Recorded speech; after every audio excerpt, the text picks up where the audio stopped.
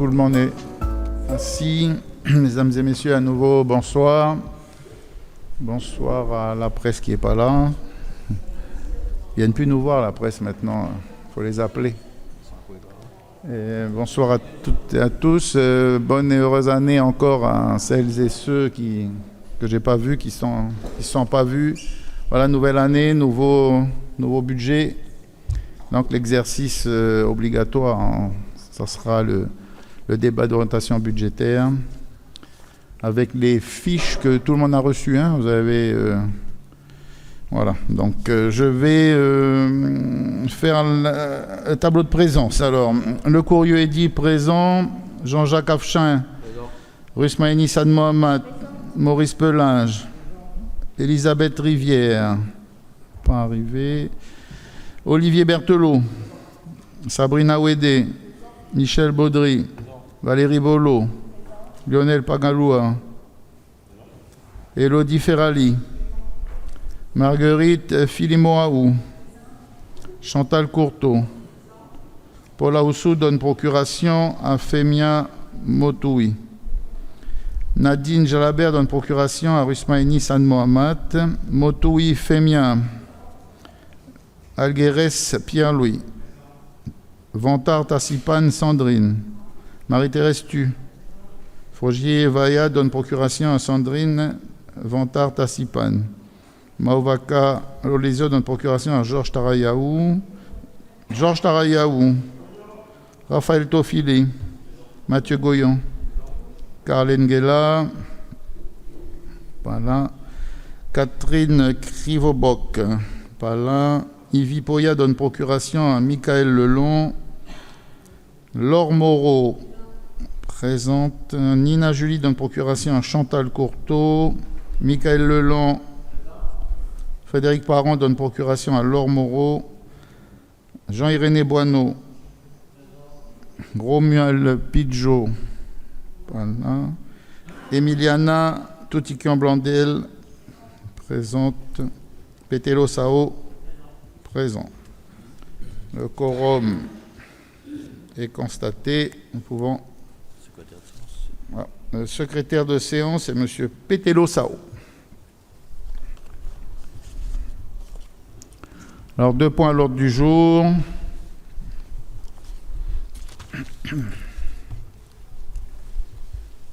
Voilà, tout d'abord,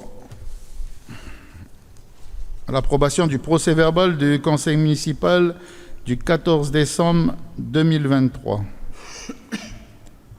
Y a-t-il des observations ou des points qui n'auraient pas été relevés? Donc, tout est bon. Donc, le PV est approuvé. Nous passons au rapport du débat d'orientation budgétaire pour l'exercice 2024. Voilà, on se prépare. Donc, je vous disais tout à l'heure, donc l'obligation de la tenue de ce débat d'orientation budgétaire avec les points habituels. Avant de commencer, ça sera Dorian, le défi, qui va présenter le rapport. Monsieur Afchin, vous voulez, en tant qu'adjoint au maire en charge de cet énorme travail, est-ce que vous pouvez rajouter quelque chose? Merci, monsieur le maire. Donc, dans un environnement économique et social en constante évolution, notre ville se positionne avec anticipation face aux défis à venir. La situation du contexte mondial doit être appréhendée à sa juste valeur, notamment au regard des impacts qu'elle peut avoir sur la stabilité de l'économie calédonienne. Les difficultés héritées des années précédentes, ajoutées aux nouveaux défis rencontrés à l'heure actuelle, jettent un voile d'incertitude quant à la tendance de la croissance économique mondiale. Or, comme à l'accoutumée, les communes sont amputées de toute autonomie financière, les obligeant à réduire leur marge de manœuvre si la situation le nécessite. En composant avec une situation tendue, l'année 2023 se clôture sur une note positive avec la préservation de la stabilité financière de la commune. L'année 2024 s'annonce ainsi comme une période charnière nécessitant une approche budgétaire à la fois prudente mais ambitieuse. Cette stratégie guide nos prévisions en matière de recettes avec le maintien d'un montant similaire à 2023 pour le FIP, reflétant notre engagement envers une gestion financière stable et prévisible. Les revenus issus de l'activité minière, bien que prometteurs, sont envisagés avec réserve, compte tenu des incertitudes sectorielles. L'actualité récente confirme cette analyse. Le nouveau contrat État-Ville du Mont-d'Or pour 2024-2027 ouvre des perspectives de financement innovantes tout en imposant une gestion attentive des projets à financer. L'objectif de réduction des dépenses de 3% par rapport à 2023 souligne notre volonté de rationaliser les coûts tout en préservant la qualité du service public. Les subventions, notamment celles allouées au CMTU et à l'enseignement privé, sont ajustées pour refléter les besoins réels et les engagements de notre collectivité. Les prévisions de charges personnelles, bien que revalorisées à la suite des réformes récentes, témoignent de notre effort de réorganisation interne visant à une plus grande efficacité administrative. La gestion prévoyante des départs à la retraite et la transformation stratégique de certains postes s'inscrivent dans une vision à long terme, l'optimisation de la gestion des ressources humaines. Le budget d'investissement 2024 est marqué par la fin des projets du précédent contrat d'agglomération et le début de nouvelles opérations structurantes pour la ville. Chaque projet est conçu pour répondre au plus près aux attentes des administrés et pour contribuer à une amélioration de leur cadre de vie, tout en prenant en compte les contraintes budgétaires actuelles. La stratégie en matière de dette se concentre sur la réduction progressive de l'endettement, tout en adaptant nos emprunts aux nouvelles réalités du marché financier. Cette approche équilibrée vise à préserver la capacité d'investissement de la ville, tout en assurant sa stabilité financière à long terme. Les orientations budgétaires pour 2024 reflètent un engagement ferme envers une gestion financière prudente, tout en poursuivant des investissements stratégiques pour le bien-être de nos concitoyens. Notre objectif est de naviguer avec succès à travers les défis à venir. La collaboration et le dialogue continu avec les parties prenantes seront essentiels pour adapter et affiner nos plans en fonction de l'évolution du contexte économique et social. Voilà ce que je voulais dire, Monsieur le maire, avant qu'on regarde ce rapport d'orientation budgétaire. Merci. Monsieur le défi, à vous l'honneur. Merci Monsieur le maire. Donc, bonjour à toutes et à tous. Alors pour ce débat d'orientation budgétaire, on vous a préparé un petit PowerPoint, histoire de résumer l'ensemble du rapport en quelques points. Donc comme vous l'avez précisé, le débat d'orientation budgétaire est quelque chose d'obligatoire, prévu dans le Code des communes. Ce débat doit se tenir en conseil municipal, durant lequel on présente les orientations budgétaires envisagées par la commune. Nous présentons également les engagements pluriannuels et nous donnons des informations sur la structure et la gestion de l'encours de la dette, ainsi que des informations relatives à la structure des effectifs et aux dépenses de personnel. Donc ce PowerPoint va s'axer autour de trois parties. Vous avez au début une présentation du contexte économique calédonien. Ensuite, on fera un point sur la situation financière de la commune de 2019 à 2023 et on abordera la trajectoire et les perspectives financières pour les années à venir. Donc ces analyses sur le contexte économique se sont basées sur les études faites par l'IOM au troisième trimestre 2023.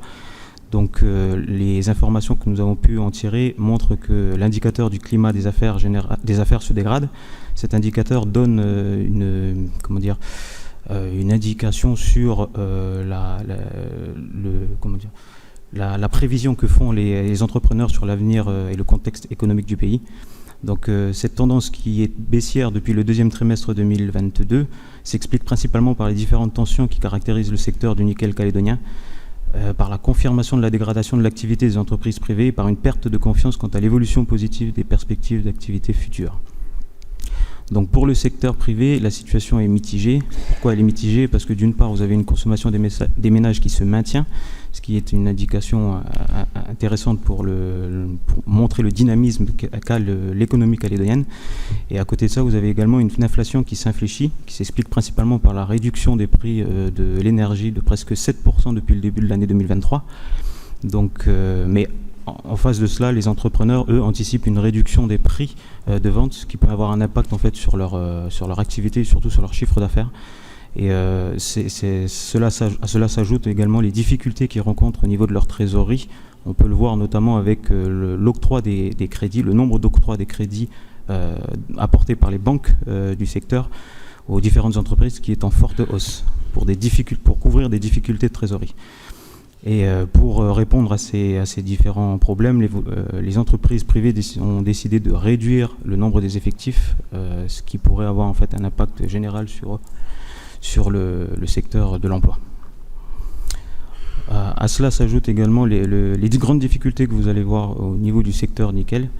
Alors avec une production métallurgique qui est en hausse en 2022, vous avez une année 2023, un début d'année 2023 qui se caractérise par une baisse du cours du nickel.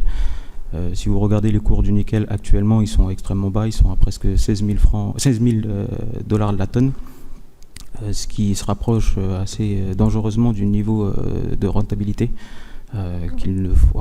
en deçà duquel il ne faut pas descendre et ce qui pourrait en fait dégrader leur situation. Donc vous avez pour l'ensemble des usines du pays une situation difficile que vous pouvez voir au niveau de l'actualité des dernières semaines.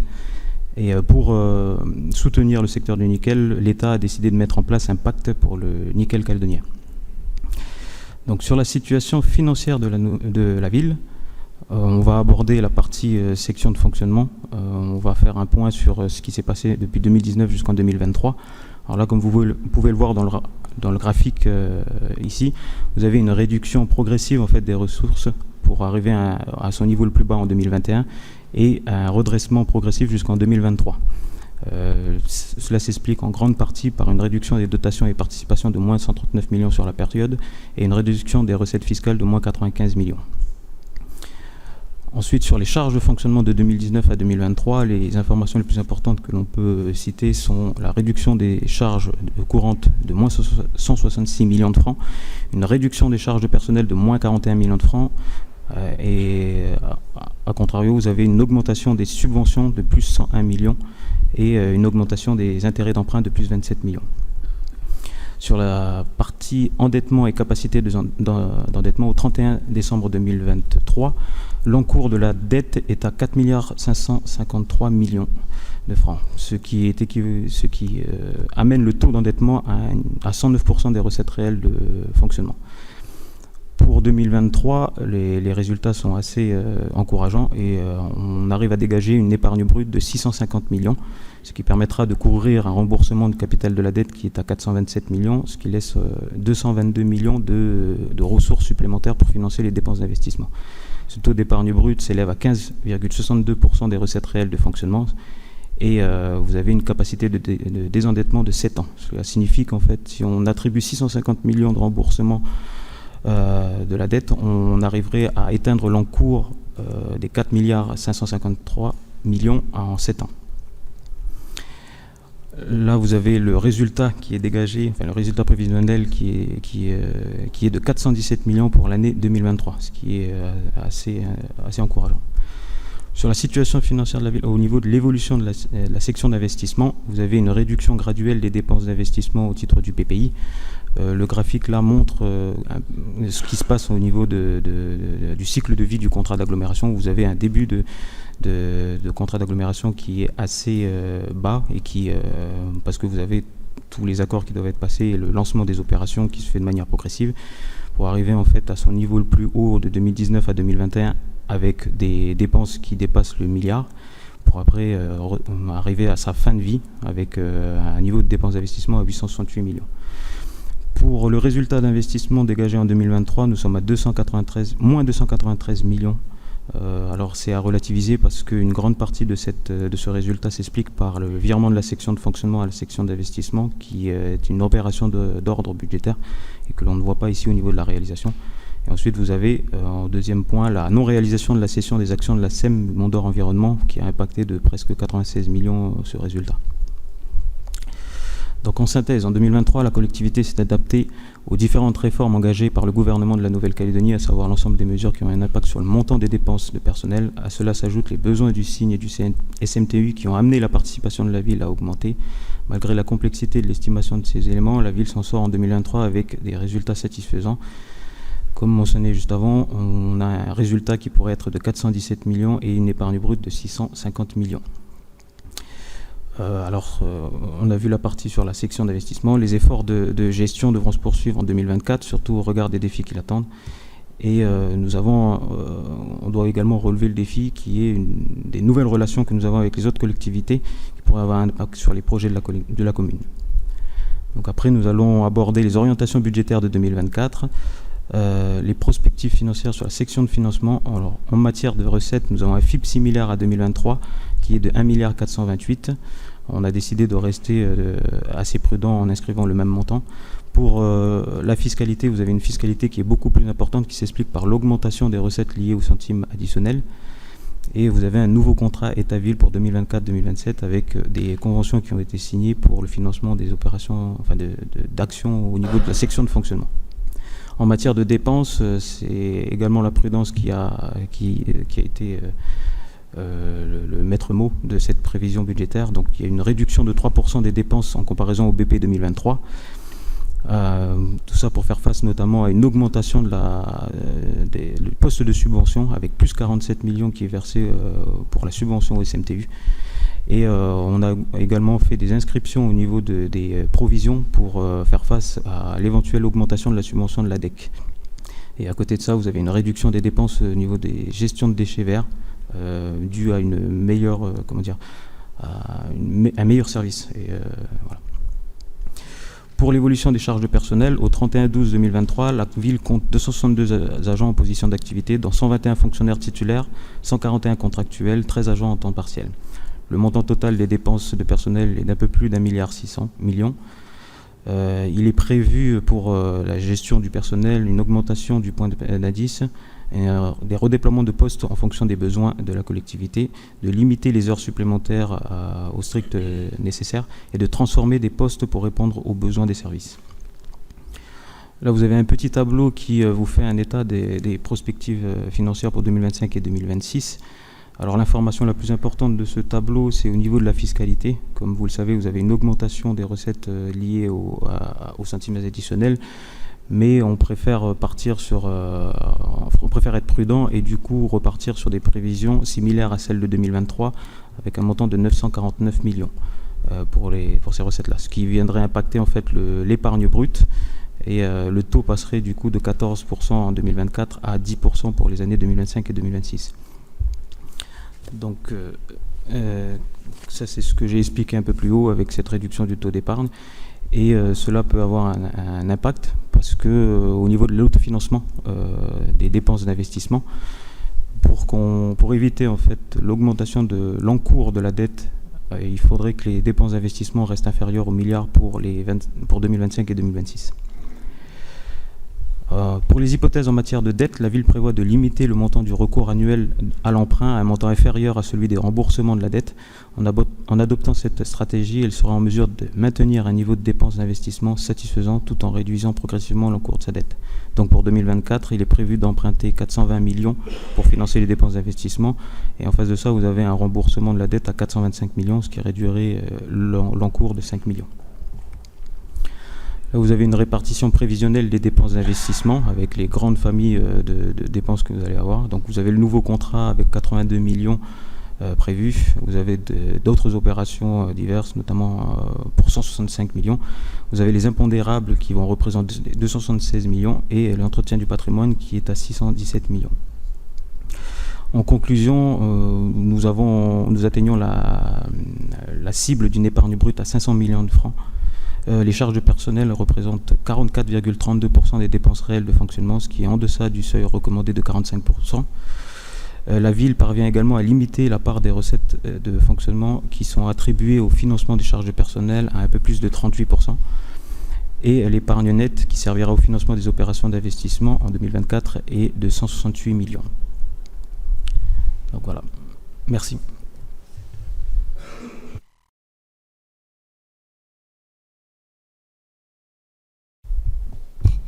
Peut-être avant de passer à la lecture du rapport de la commission, voir s'il y a des interrogations à lever sur un certain nombre de points. Non, ça c'est clair pour tout le monde. Merci Dorian pour cette explication, cette lecture. Oui, oui.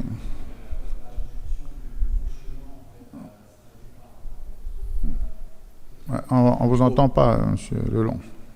Excusez-moi. Alors, on m'a bien entendu. La réduction du fonctionnement, donc là on a On a vu qu'il y a une baisse du fonctionnement. Ça se traduit par quoi en fait dans les faits? C'est le non-remplacement en fait des salariés. Comment ça se traduit dans les faits?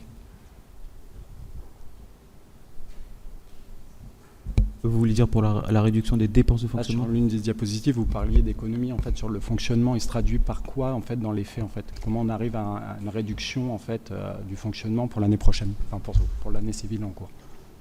Pour la réduction.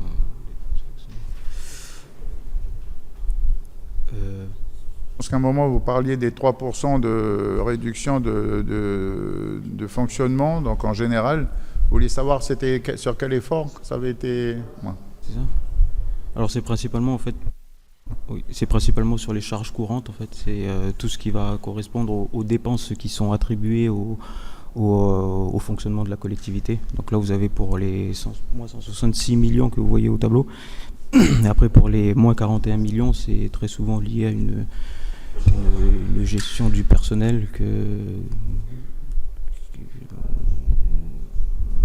voilà, c'est ça.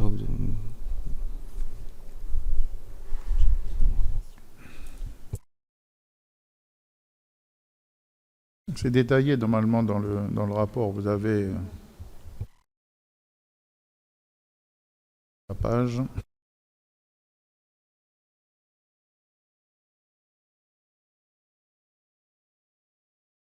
On va le retrouver. C'est vraiment le point essentiel. Hein. C'est quand on a des budgets comme ça qui sont difficiles, quand on voit nos recettes qui diminuent, voire on sait qu'on doit refaire de la marge sur notre épargne, etc. À un moment, il faut serrer les boulons. Et là, à partir de là, il faut aller chercher sur les postes les plus, j'allais dire, ce qui sont souvent les plus élevés, qui sont souvent le personnel. Donc on a une réforme du personnel qu'on a mis en place maintenant depuis quelques années, donc avec la suppression de postes, voire des postes qu'on a convertis, j'allais dire, postes moins chers ou des postes ou des agents qui sont partis qu'on n'a pas renouvelés. Vous avez vu dedans, vous avez un certain nombre de postes qui sont là mais qui ne sont pas pourvus. Ou qui vont être pourvus plus tard, ou c'est des postes qui vont, on aurait dû pourvoir en début d'année, on le fera en fin d'année, etc., etc. Donc tout ça occasionne des économies qui sont substantielles. Alors là, l'exercice, il n'est pas toujours facile parce qu'on ne peut pas aller comme ça. À un moment, il y a une fin d'exercice, quoi. C'est pareil lorsqu'on diminue le fonctionnement dans les services, sur le matériel informatique, sur l'économie de papier, sur l'économie, j'allais dire, de courant, puisque vous savez qu'on a passé en LED un certain nombre de bâtiments, on a passé en LED, tout ça, c'est des économies qui font que le fonctionnement va diminuer.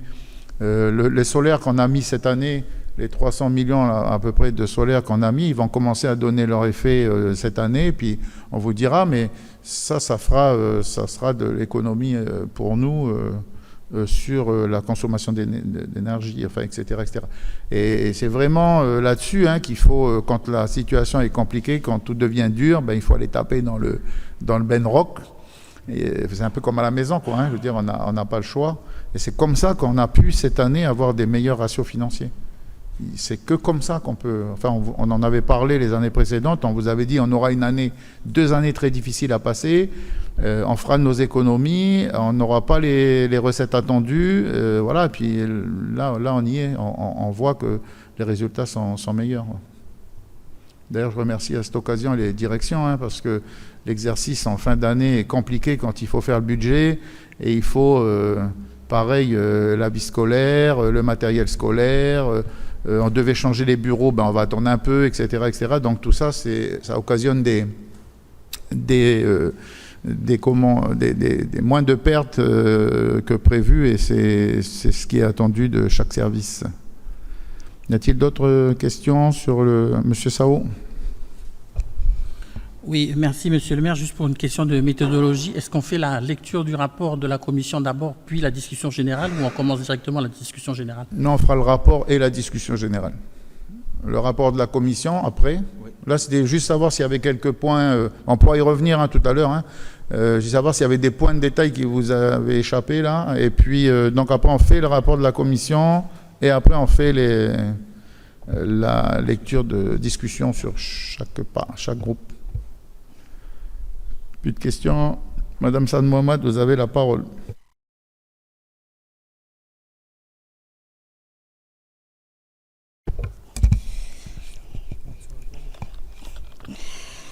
Le rapport de la Commission des finances de l'Administration générale du développement économique et numérique qui se réunit le 31 janvier 2024. M. Taraïraou a demandé des précisions sur l'augmentation des recettes constatées entre 2023 et 2024. M. Bouéwami, le DFI, a répondu qu'elle est liée aux 158 millions de francs de recettes fiscales, notamment les centimes additionnels liés à la patente. A noté que cette augmentation est exceptionnelle et qu'elle ne devrait pas se répéter dans les années à venir.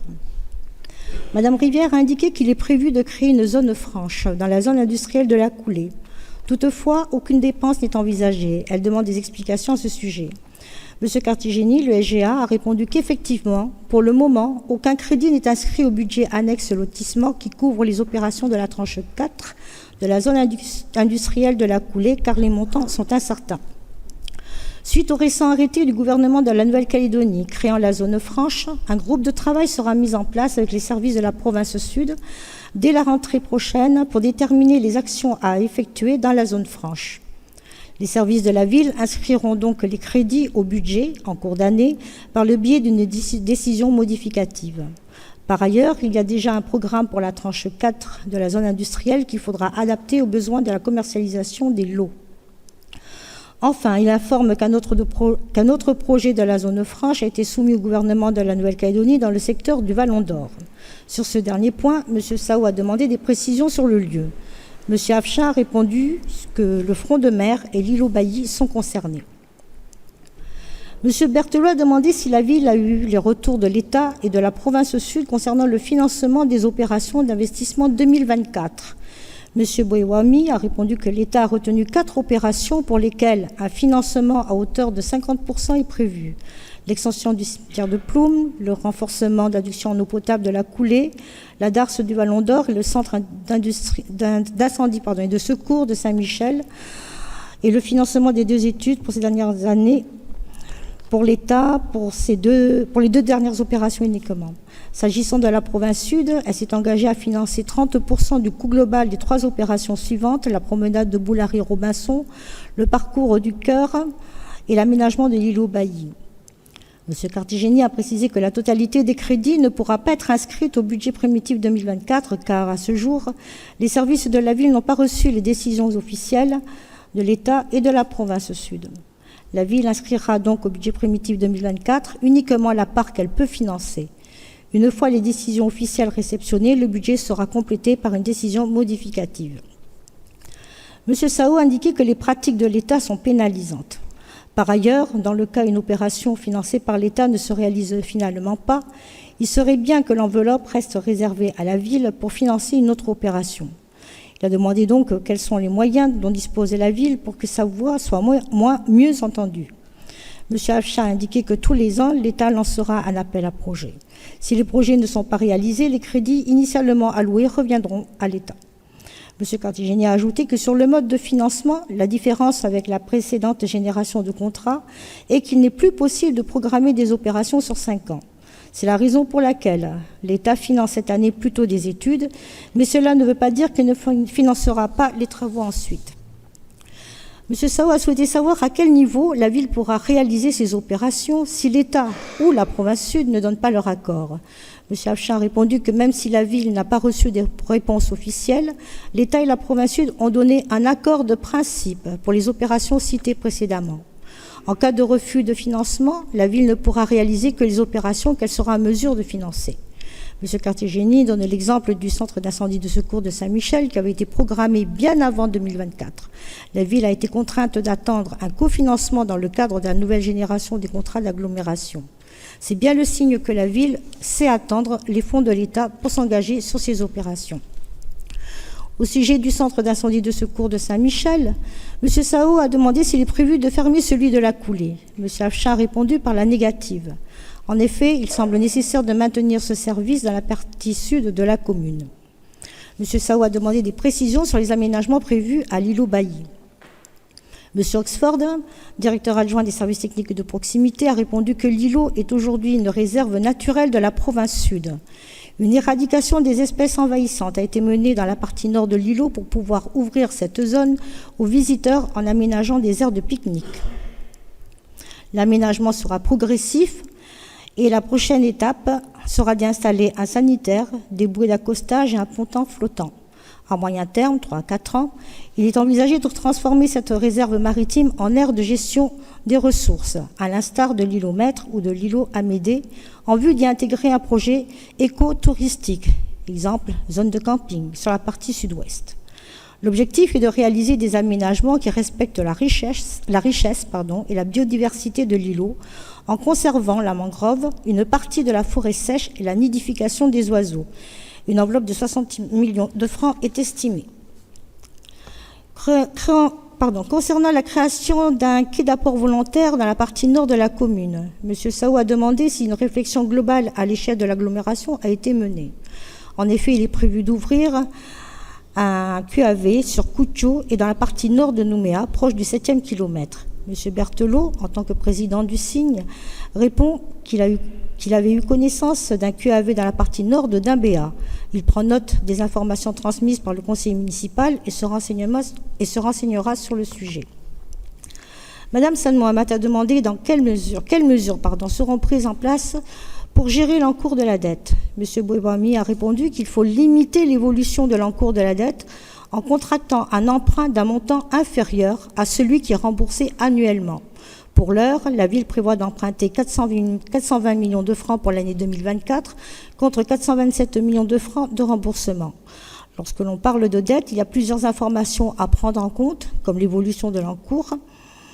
En effet, les ratios recommandés par l'AFD sont dépassés. Elle peut décider de ne pas financer la collectivité. Il est donc important de réduire cet encours. Il y a ensuite le poids de la dette sur l'année. Le remboursement de la dette concourt à l'augmentation des dépenses structurelles. Il peut y avoir une renégociation de dette, mais elle aurait pour effet d'allonger son remboursement. Le montant annuel de l'amortissement serait ainsi réduit, mais le montant annuel des intérêts augmenterait.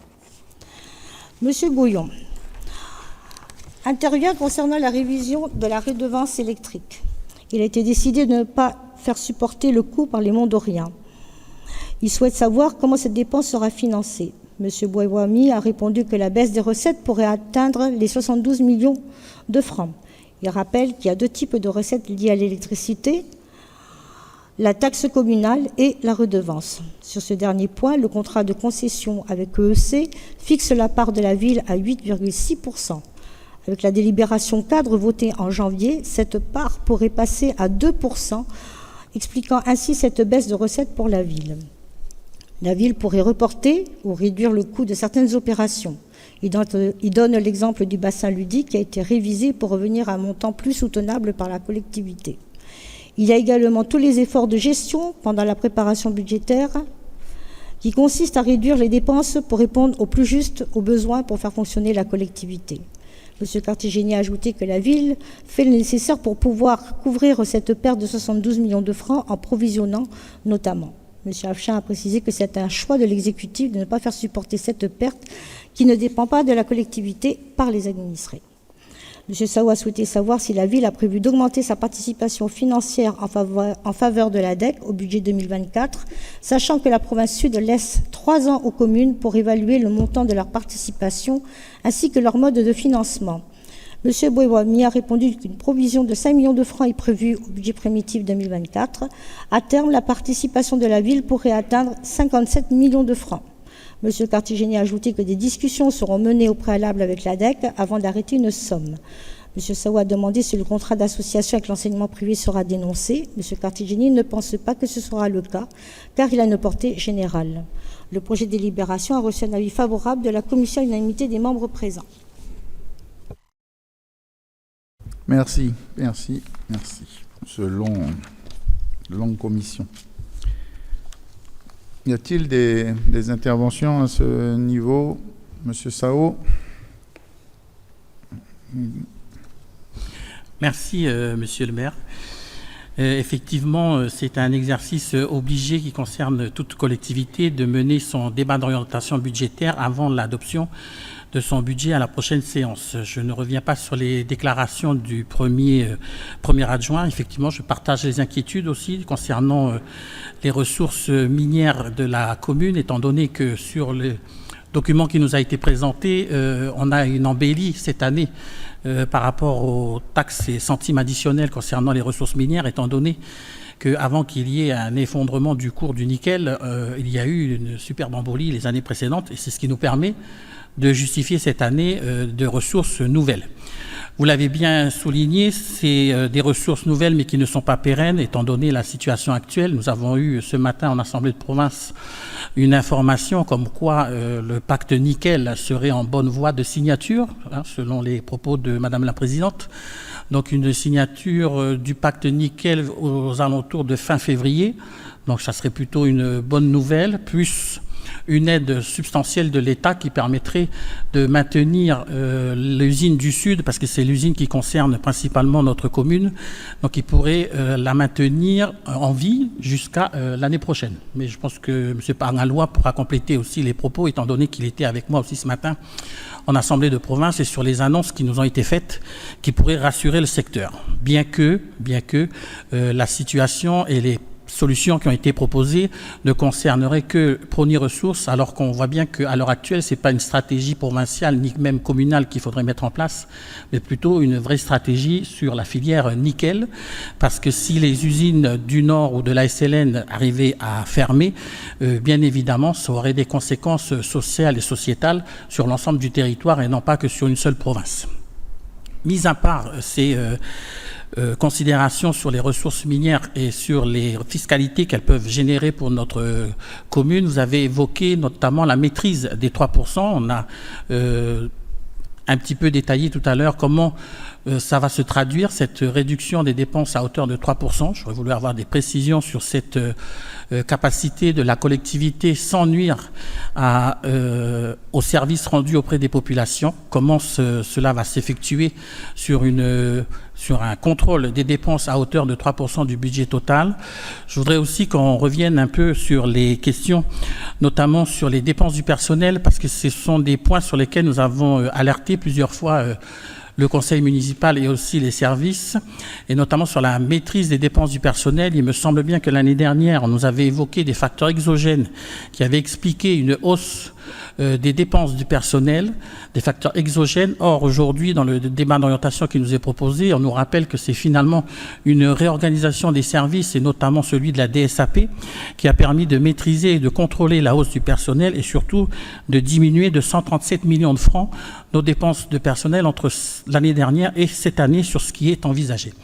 Donc je veux bien qu'il ait fait Noria, comme on l'a expliqué en long et en large, mais je voudrais qu'on revienne un petit peu dessus sur ces questions du charge de personnel, parce qu'une dépense de près de 150 millions d'écart sur 2 exercices budgétaires, ça mérite un peu plus d'explications qu'un simple effet Noria ou qu'une simple réorganisation d'un service. Voilà, Monsieur le maire, pour commencer ce débat d'orientation budgétaire. Merci. Monsieur le secrétaire général adjoint, peut-être préciser les dépenses, je crois qu'elles étaient... Pardon. Elles étaient en page 9 du rapport. Vous pouvez peut-être les préciser.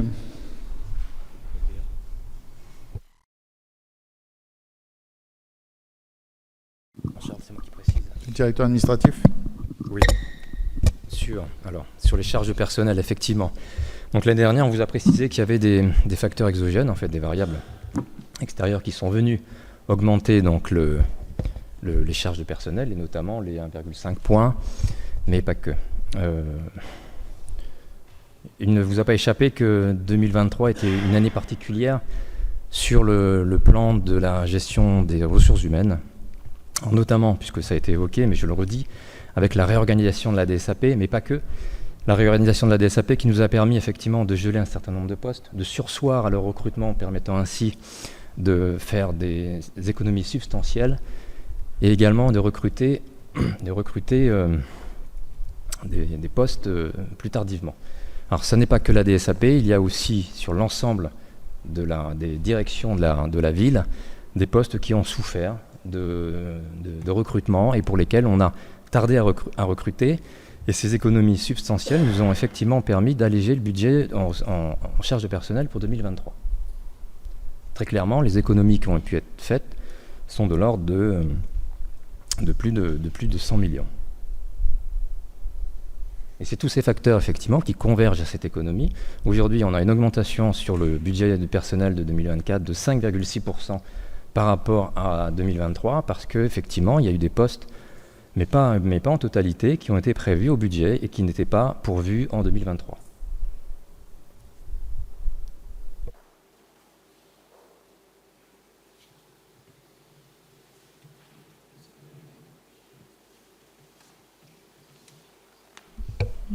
C'est bon, d'autres interventions? Oui, monsieur Lelon. Oui, ces dernières années, en fait, la commune a eu recours, enfin là, quand on regarde le rapport, à l'emprunt, en fait, pour financer, en fait, ces investissements, parce qu'on n'arrivait pas à dégager assez d'épargne. Et au final, là, avec les contrats de développement, donc ils nous ont été proposés au mois de décembre, donc on a bien compris en décembre que apparemment le calendrier était serré, et c'est pour ça que c'était arrivé un petit peu rapidement. Nous, la question qu'on se pose, c'est, j'ai noté un ratio, le taux d'endettement de la commune, il est de 109%, alors que le ratio en fait prudentiel est de 90%. Et derrière, en fait, on nous propose plein de projets ambitieux. Est-ce qu'ils ont été réfléchis, ou puisque en fait il y avait un calendrier en fait un peu serré, on n'a jamais eu de débat autour de ça. Je trouve que c'est dommageable, c'est-à-dire que on est 4 partis politiques différents ici, et vu qu'on est à l'échelon municipal, je pense qu'on pourrait sur certains projets fonctionner en entente municipale. C'est-à-dire que nous aussi on a plein d'idées. Pour ma part, la vision de la politique que j'ai, elle s'appuie sur la transparence et sur une politique intelligente. Quand je dis une politique intelligente, c'est justement partager ces idées au service des administrés. Donc après, sur les projets qu'on nous propose, il y en a plein qu'on partage avec vous, hein. Le centre de secours, c'est un grand oui, avec une question quand même, est-ce qu'il y aura une rénovation de la caserne de pompiers de la Coulée, car on a été la visiter, et c'est vrai qu'elle nécessiterait quand même un rafraîchissement, notamment pour les pompiers et puis leur confort, parce que je tiens à les saluer par rapport aux opérations qu'il y a eu pendant les vacances scolaires. Et il y a d'autres projets aussi où on est d'accord, totalement d'accord. Il y en a d'autres où on a des interrogations, parce qu'on est partenaire avec l'État, et en fait, on engage quand même des grosses sommes.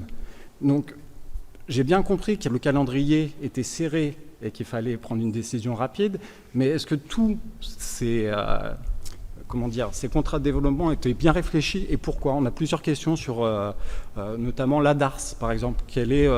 Si on va un peu plus dans la profondeur du projet, quel est le but? Voilà.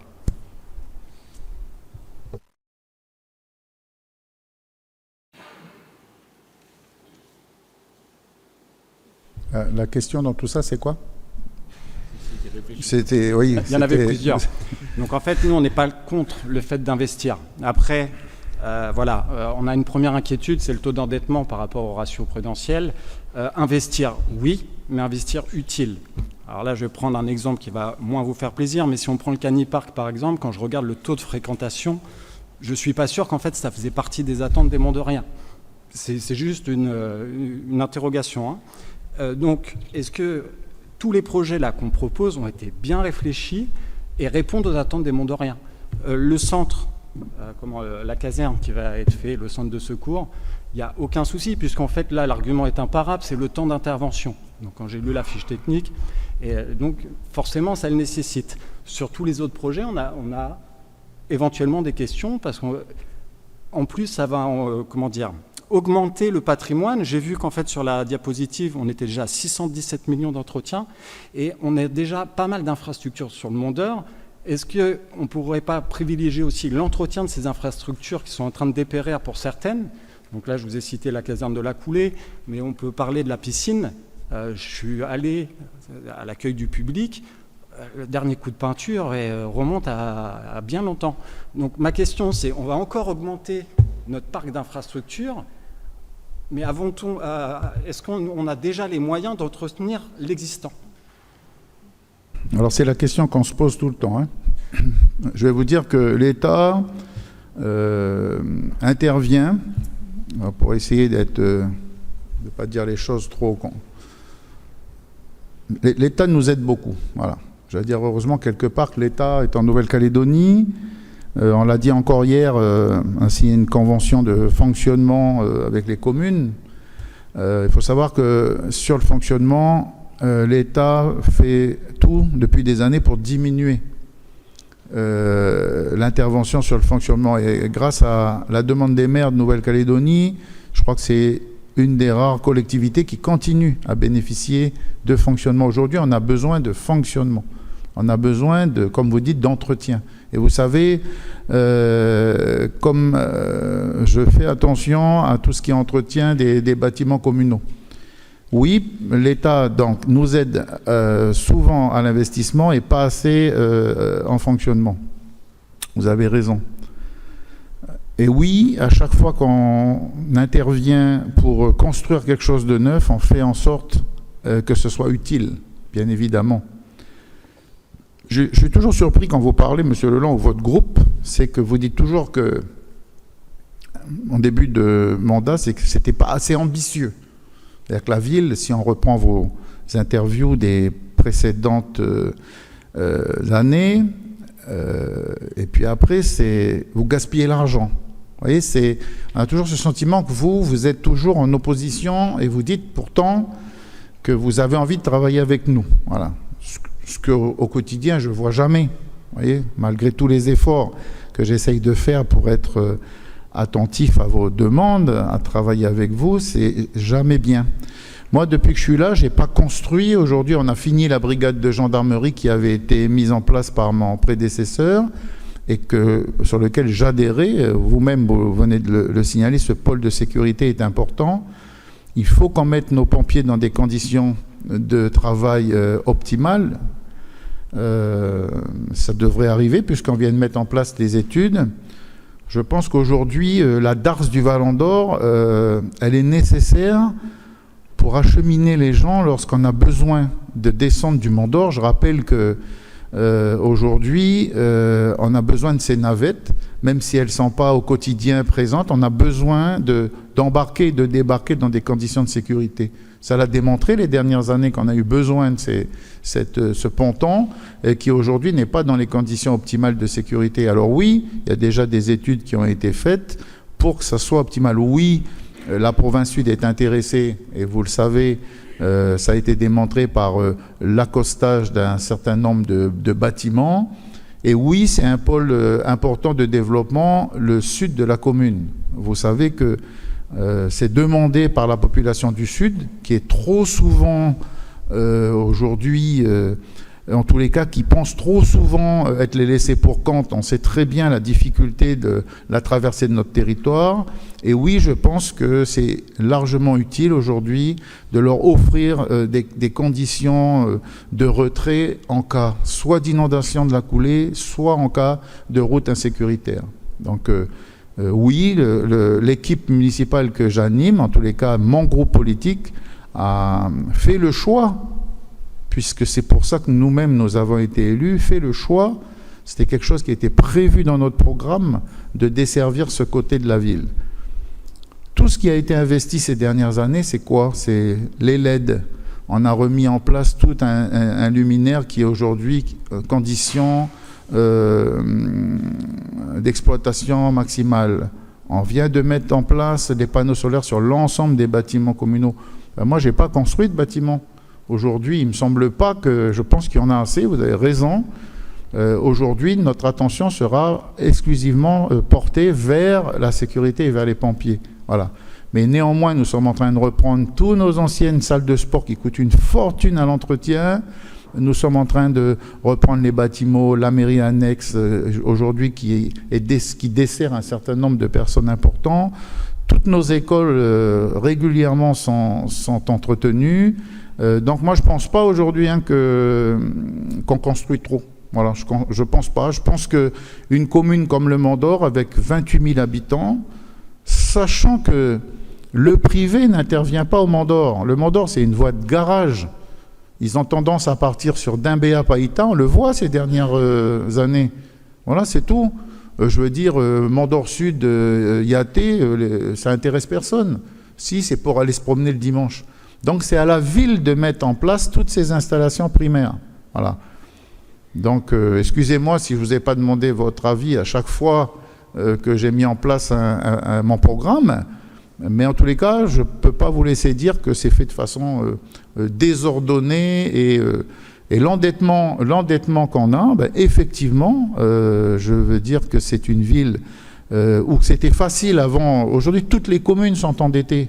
Il y a très peu de communes qui frisent pas, qui frôlent pas les 100%. Très peu. Aujourd'hui, dans le document qui nous a été remis par l'AFD sur l'Observatoire des communes, toutes les communes ont dégradé leur budget. Voilà, toutes. Voilà. Les ratios financiers, nous, c'est la première fois qu'on a des ratios qui remontent, voilà, enfin, en tous les cas, qui rebaissent, ça dépend comment, et qui redeviennent dans les clous. Voilà, parce que c'est un travail quotidien. Donc non, moi, je ne pense pas que les services qui sont là ou l'équipe municipale qui est là réfléchit pas quand elle fait un projet. Voilà, je ne sais pas si j'ai répondu à votre question. Oui, monsieur Sao. Oui, merci, monsieur le maire. Je vois qu'on est rentré très directement dans le vif du sujet, donc on va aller aussi dans ce débat d'orientation. Je remercie pour les précisions qui ont été apportées, mais du coup, ça inquiète pour les années précédentes, étant donné que si finalement les baisses du personnel, elles sont réalisées par le fait que des postes ne sont pas pourvus, ça veut donc dire que quand ces postes seront pourvus et budgétisés, on va revenir au niveau de dépenses de personnel qu'on a eu les années précédentes avec des dépenses à 1,7 milliard. Enfin, c'est bon, j'ai bien compris la réponse qui a été donnée et je comprends aussi qu'il n'y aura pas d'autre réponse que celle qui a déjà été dite. Sur ce qui a été échangé à l'instant, c'est dommage, monsieur le maire, que vous le preniez de cette manière, de la façon dont l'opposition ici essaye de vous faire comprendre comment on pourrait travailler en meilleure intelligence, en meilleure synergie, notamment sur des projets qui concernent notre commune.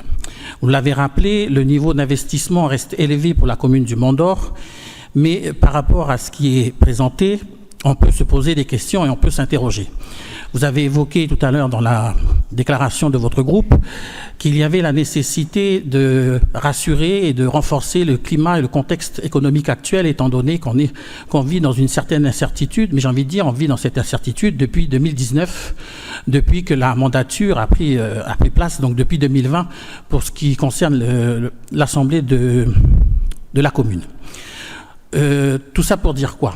Pour dire qu'il y a des paroles, mais les actes ne vont pas avec.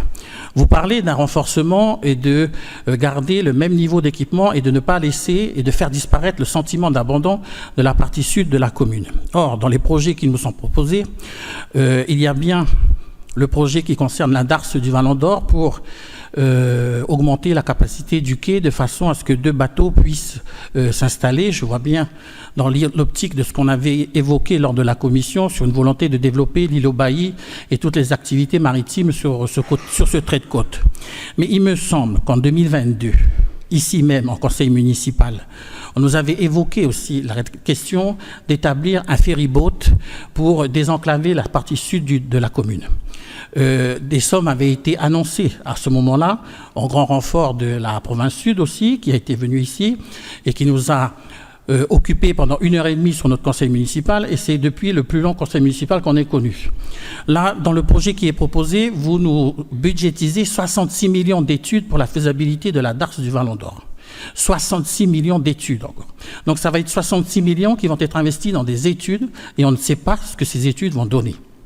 À un moment où on est en train de compter l'argent des collectivités, est-ce que c'est pertinent aujourd'hui de consacrer 66 millions sur la desserte maritime concernant le Vallon d'Or, étant donné qu'il y a déjà eu des études, il y a déjà eu un contrat de développement où il y avait 1 milliard de francs sur les mandatures précédentes, et vous l'avez rappelé, ce n'est pas vous qui construisez, vous êtes l'héritier des mandatures précédentes. Mais vous êtes l'héritier aussi des politiques auxquelles vous faites partie depuis plus de 30 ans. Nous, on vient d'arriver ici au niveau de la commune. Donc, on a notre jeunesse, c'est vrai. On a l'ignorance de ce qui s'est passé autrefois. Donc, c'est ce qu'on essaye de faire comprendre et surtout de comprendre comment fonctionne une collectivité. Dans le budget qui est présenté, et même dans le débat d'orientation budgétaire, vous parlez de 670 millions, je crois, d'impondérables. 670 millions qui engagent la collectivité, quoi qu'il arrive. Il y a 670 millions qui sont consacrés dans des charges de fonctionnement de la collectivité. Pourquoi ces charges-là, elles sont impondérables? Ça représente quand même un quart de nos dépenses qui sont, quoi qu'il arrive, et quelle que soit la majorité qui sera en place ici, ce sont les impondérables. Est-ce qu'il y a à un moment donné, ces impondérables, est-ce qu'ils vont s'arrêter de façon à ce que la collectivité puisse s'orienter vers d'autres projets? Vous parlez aussi de ne pas désenclaver la partie sud de la commune. Mais comment croire à ce que vous nous dites quand on voit que dans le projet qui a été présenté dans le contrat de développement sur le CIS, vous nous dites qu'ils ne vont pas fermer celui de la Coulée, mais en même temps, on va construire un grand centre qui sera à la hauteur de nos pompiers sur la région de Saint-Michel. Donc, il y a une volonté affichée qui est dite de ne pas désenclaver la zone sud, mais en contrepartie, on voit qu'il y a des projets qui sont en train de vider les derniers éléments de la collectivité qui sont placés dans la zone sud et qui nous permettent de croire qu'il n'y aura pas le désenclavement. Mais dans les faits, on voit bien là ici sur les projets qui nous sont présentés, notamment sur la DARS, c'est 66 millions d'études, alors que pour le parc de Robasson, enfin le sentier que vous voulez faire sur Robasson-Boulary, c'est 228 millions de frais qui vont être engagés. Donc entre des études et des frais qui vont être engagés, comment on peut voir s'il y a vraiment une volonté politique derrière les paroles que vous venez de nous dire?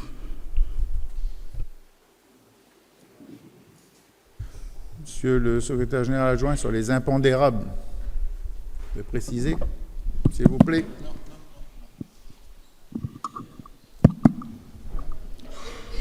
Alors, au budget 2024, en impondérable, on a prévu 420 millions. Ce sont des opérations récurrentes qui concernent des travaux sur les équipements. D'ailleurs, on en a évoqué tout à l'heure. On prévoit des travaux sur la piscine, notamment l'accueil. Ça, c'est prévu au budget 2024. On prévoit également des travaux sur la caserne pour 2024 également, sur la caserne implantée à la Coulée.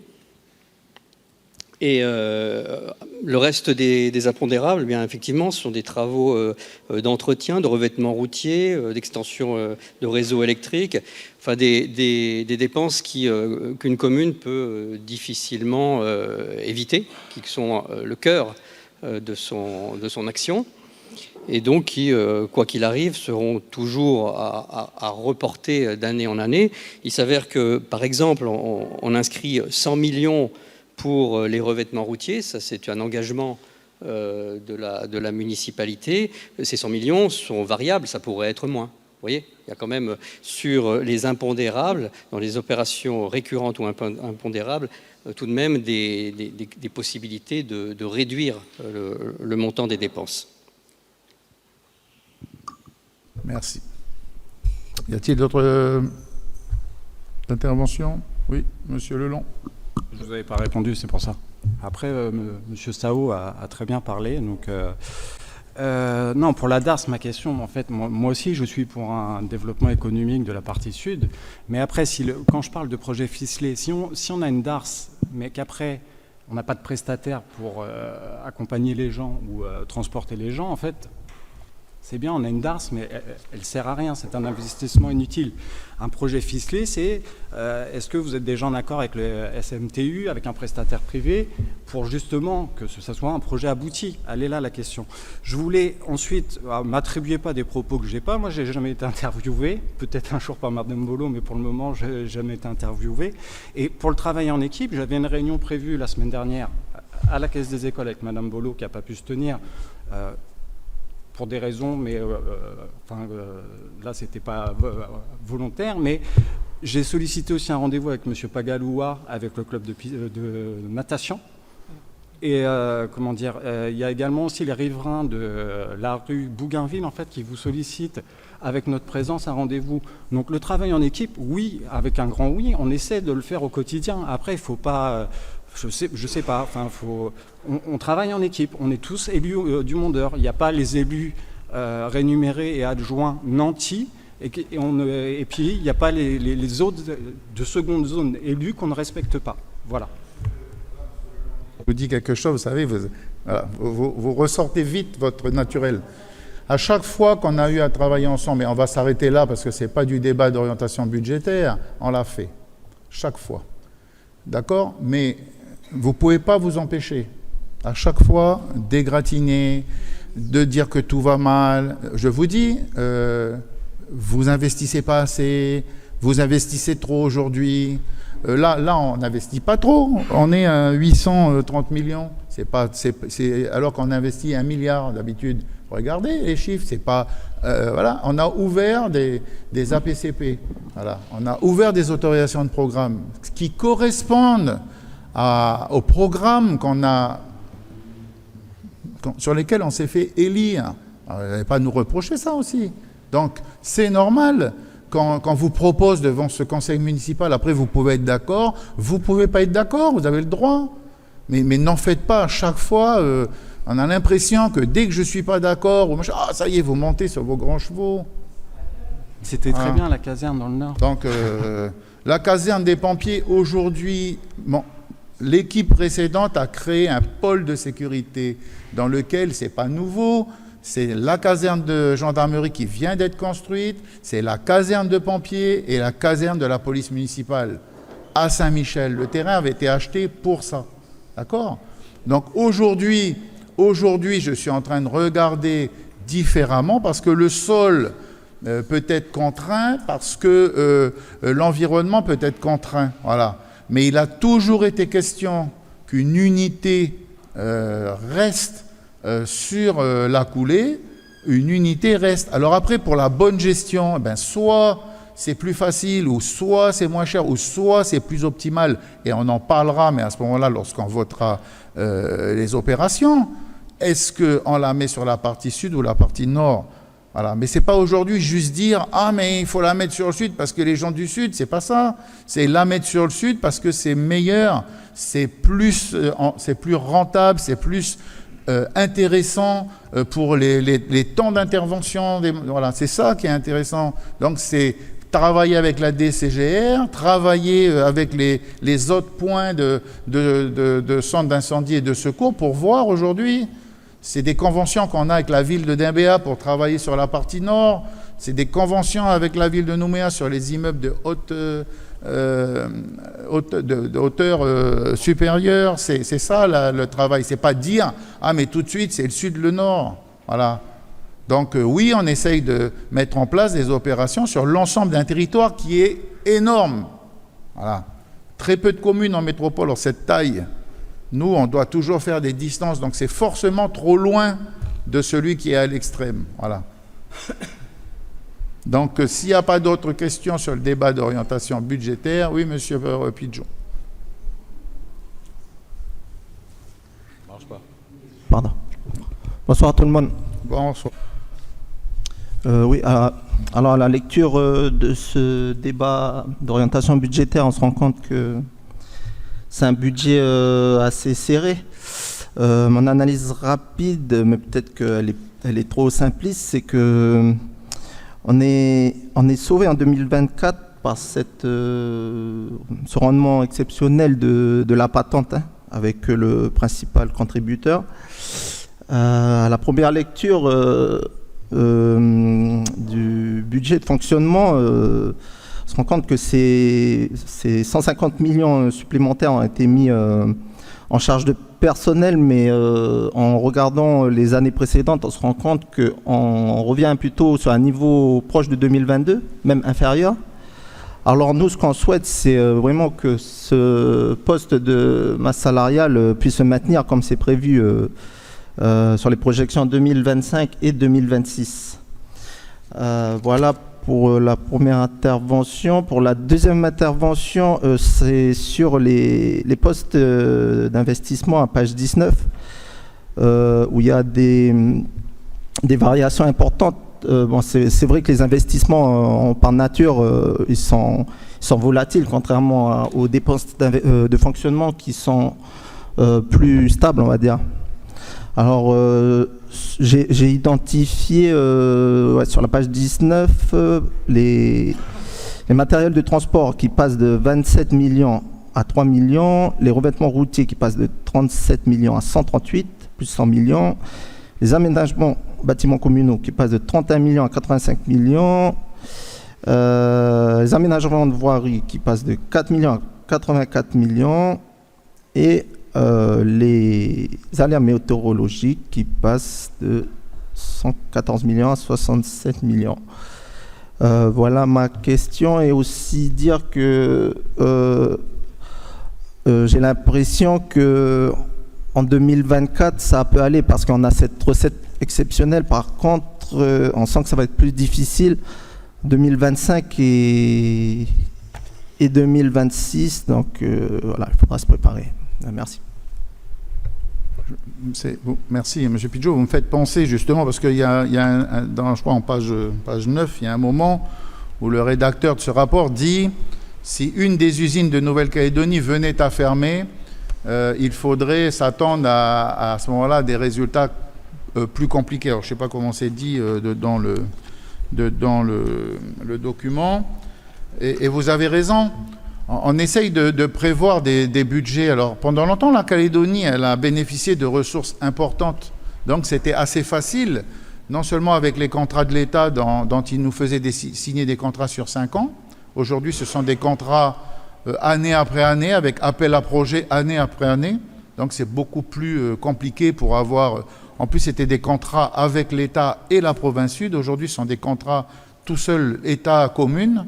Donc ça, c'est une difficulté. On avait des niveaux de ressources en Nouvelle-Calédonie qui étaient supérieurs à ce qu'on a aujourd'hui.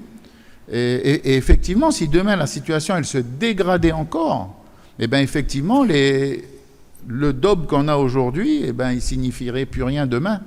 Voilà. Et les opérations qu'on a lancées, enfin qui sont lancées, en tous les cas sur lesquels on a ouvert des APCP, eh bien, il faudra les revoir à la baisse ou pas les faire du tout. Donc c'est ça l'avantage des autorisations de programme, c'est que vous pouvez commencer des opérations et les finir, mais vous ne pouvez pas non plus commencer des opérations et pas les finir. Donc tout ça, là cette année, on a eu des recettes supplémentaires, vous l'avez dit avec Vallée. L'année dernière, rappelez-vous, à la même époque, on a eu 150 millions de dépenses avec les 3-4 talus qui se sont effondrés sur l'ensemble du Sud, donc plus de 150 millions, je crois, 160 millions. Donc aujourd'hui, on les a à notre bénéfice. C'est sûr que demain, il y a un cyclone, ce DOB, il peut être aussi revu à la baisse. Voilà, je veux dire, malheureusement, le fait de construire un budget ou le fait de construire ce débat d'orientation budgétaire, eh bien, il est aléatoire. Voilà. C'est pour ça qu'aujourd'hui, la caserne de pompiers qui aurait dû être construite il y a quelques années, dans le plan pluriannuel d'investissement, le PPI, eh on a été obligé de glisser ces opérations. Mais quand on les a prévues il y a une dizaine d'années, il y avait l'argent. L'argent coulait à flot. Voilà. Si je peux m'exprimer ainsi, en tous les cas, aujourd'hui, ce n'est plus du tout le cas. Non seulement ce n'est pas le cas, mais nos dépenses de fonctionnement, elles ont considérablement augmenté. Voilà. Donc c'est tout l'objet d'un débat d'orientation budgétaire, c'est qu'aujourd'hui, il ne vaut que pour aujourd'hui. Demain, la situation continue à se détériorer en Calédonie, vous allez voir qu'on va reprendre tout ça à la baisse. Donc Vallée a donné de l'argent, c'est Vallée, en tous les cas, sur la patente, on a eu quelques millions de plus. Et puis la Nouvelle-Calédonie qui a quand même mis en fin d'année un certain nombre de taxes, qui fait que les taxes qui sont rentrées dans les caisses de la Nouvelle-Calédonie sont aussi rentrées dans les caisses des provinces et à 17% pour les communes. Donc en fin d'année, on a pu avoir un subside de la Nouvelle-Calédonie qui n'était pas prévu en début d'année. Sinon, on aurait une année, l'année dernière, une année catastrophique. Voilà. Donc c'est vrai que malheureusement, ça évolue année après année. Qui avait demandé la parole? Oui, attendez, monsieur. Juste une précision pour répondre à M. Pidgeot. Sur les chiffres, en page 19, il faut prendre les chiffres avec précaution parce que la ligne qui concerne le budget 2024, c'est avec les restes à réaliser de fin d'année. Donc il faut regarder les chiffres de cette année, plus enlever les restes à réaliser pour avoir les chiffres réels, quoi. C'est pour ça que des fois, vous avez 138 millions dans les revêtements routiers, mais ce n'est pas ce qui sera au budget, vous allez voir, lorsque le budget va arriver. Merci. Monsieur, madame, monsieur Pidgeot, pardon, c'était monsieur Sao. Monsieur Sao. Merci. Bon, je ne sais pas comment il faut vous le faire admettre, monsieur le maire.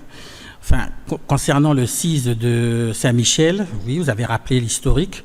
Il me semble qu'en 2021 aussi, lorsqu'il fallait revoir la participation de la commune auprès de la CECAL sur l'aménagement de la gendarmerie et de la mise en location des logements, on avait rappelé le contexte qui avait suivi l'adoption de ce CIS. Mais enfin, monsieur le maire, on ne va pas investir 670 millions dans un centre nouveau à Saint-Michel et après se poser de la question de savoir si c'est une unité qu'on doit maintenir à la coulée ou si c'est les bureaux centraux qu'on doit mettre du côté de Saint-Michel. Vous ne pouvez pas me faire croire qu'on va investir 670 millions et qu'on n'a pas déjà l'idée que celui de la coulée sera fermé. Donc il faut dire honnêtement les choses, tout simplement.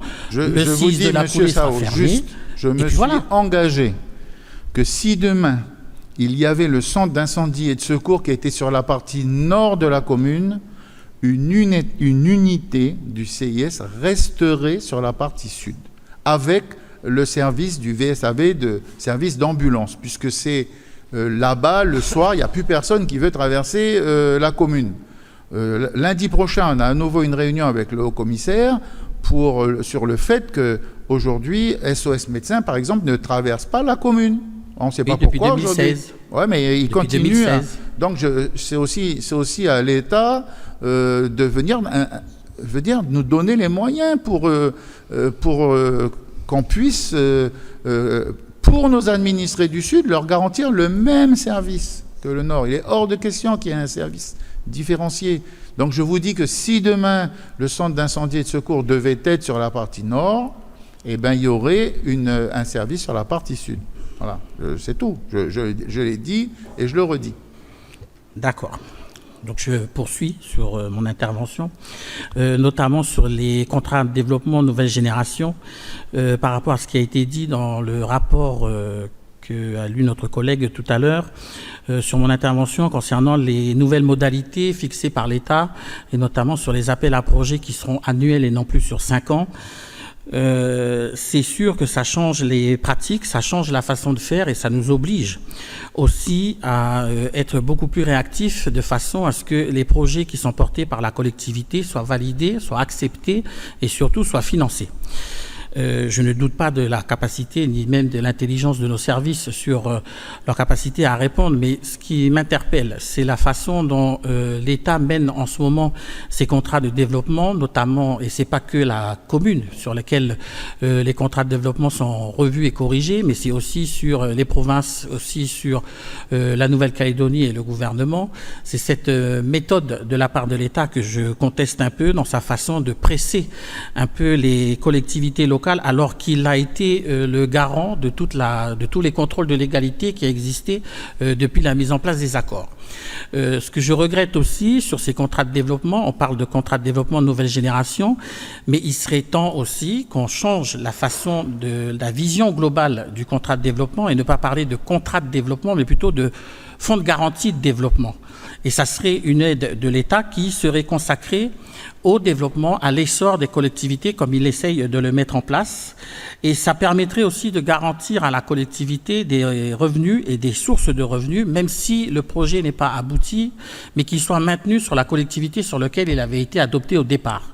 Parce qu'aujourd'hui, et puis ce qui est profilé aussi, c'est que si le projet n'aboutit pas, ça repart dans un pot commun à toute la Nouvelle-Calédonie et sera servi celui qui saura mieux faire valoir ces projets, et on le voit bien dans l'exercice du pouvoir actuel, que plus vous êtes en bonne relation avec l'État, plus vos collectivités a une chance d'avoir ces projets aboutis, pour ne pas citer la province sud par exemple, par rapport aux autres collectivités du reste du territoire.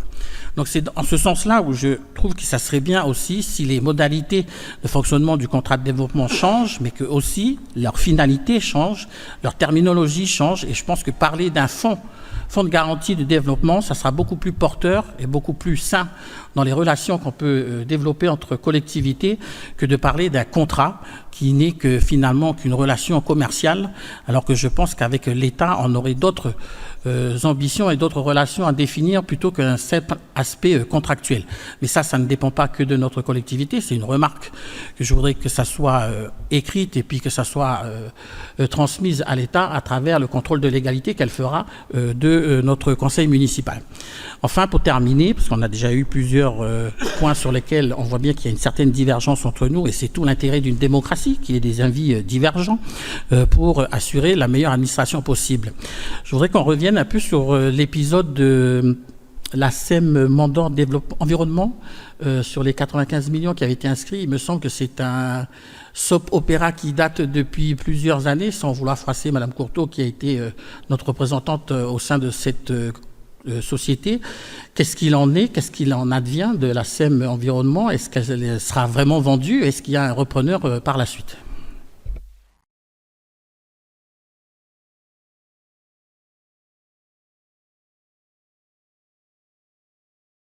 Oui, Monsieur Sao, sur la SEM Mandor Environnement, c'est vrai que ça fait c'est la troisième année que l'on va inscrire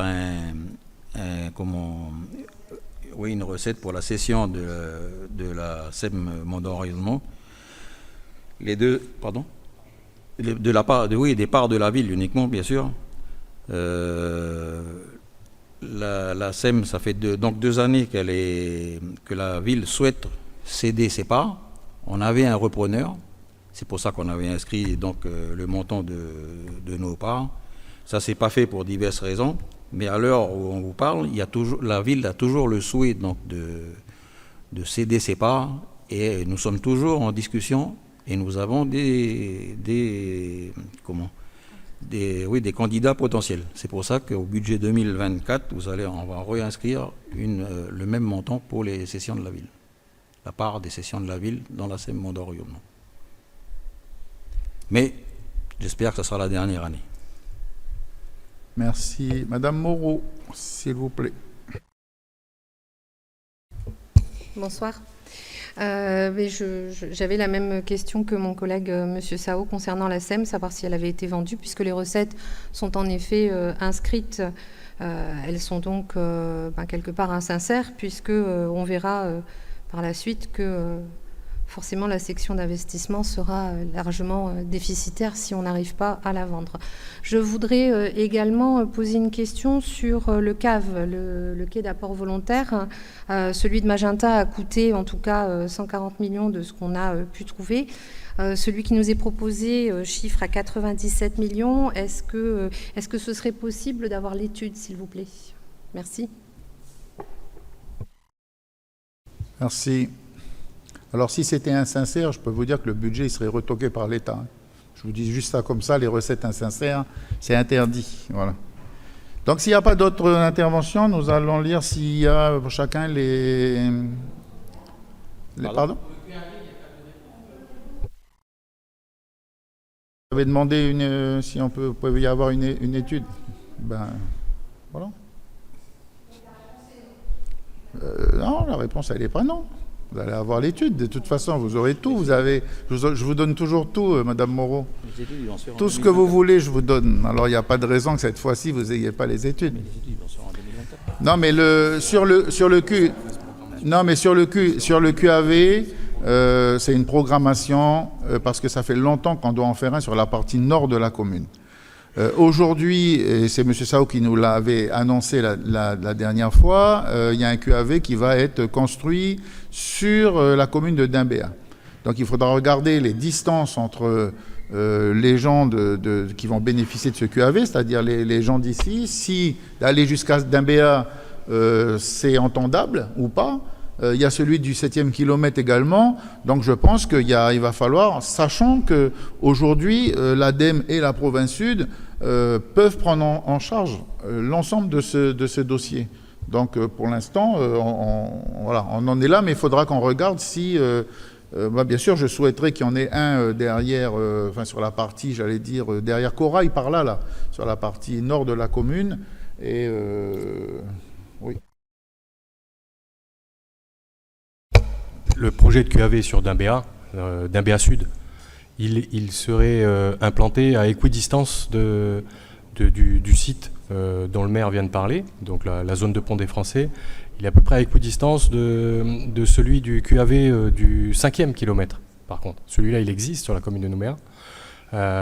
Et la distance est à peu près, serait à peu près équivalente entre aller du Pont des Français au QAV de PK5 ou aller du QAV au QAV de Pont des Français au QAV de Dimbéa Sud. Voilà. En termes de distance globale, c'est une implantation donc qui n'est pas incohérente. Ok, merci. Donc, s'il n'y a pas d'autres questions, je vais mettre, s'il y a des interventions des groupes, des propositions de...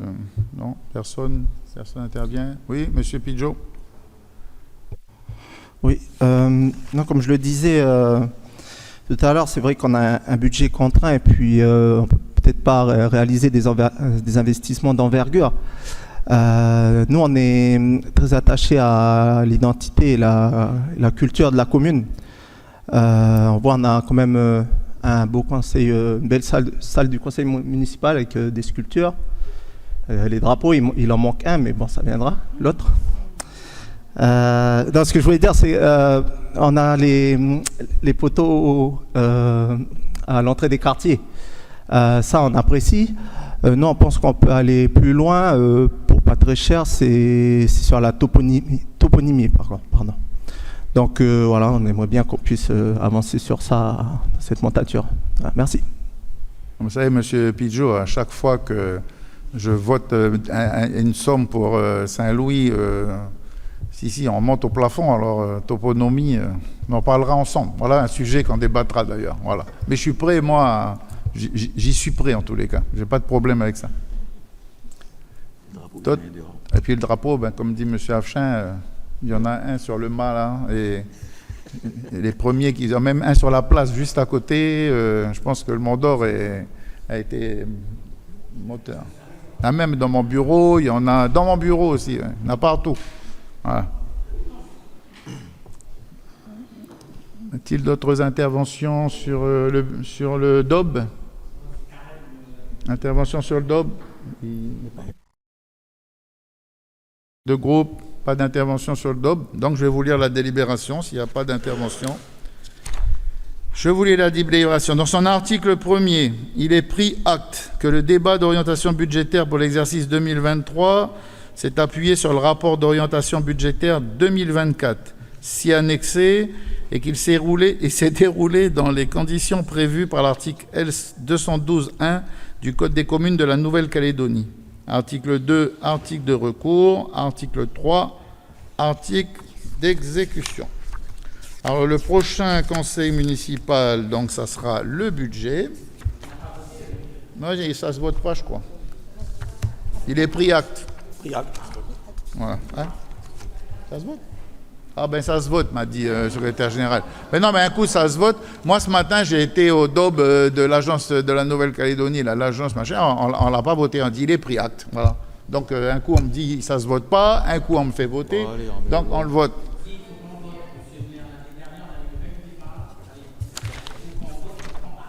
Il est pris acte.